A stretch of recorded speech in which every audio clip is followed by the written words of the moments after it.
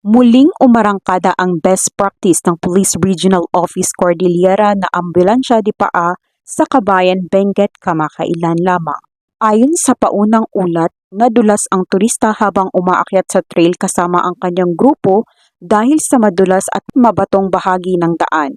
Dahil dito, nagtamo siya ng bali sa kanang itaas na bahagi ng kanyang bukong-bukong na nagdulot ng matinding pananakit at hirap sa paggalaw. Agad naman na nagsagawa ng initial assessment ang mga responding pulis at mga bombero ng Kabayan upang matiyak na maayos ang kondisyon ng biktima bago siya ilipat mula sa mataas na bahagi ng bundok. Gumamit ang rescuers ng improvised stretcher at coordinated lifting upang matiyak ang ligtas at maingat na pagbaba nito sa mas mababang bahagi ng trail. Dahil sa maagap na pagresponde, naihatid patungo sa Dennis Molintas District Hospital sa Bukod, Benguet ang nasabing turista para sa agarang medical na atensyon. Ang matagumpay na rescue operation ay nagpapakita ng mataas na antas ng kahandaan, koordinasyon at dedikasyon ng mga ahensya ng gobyerno at mga voluntaryo sa Kabayan, Benguet.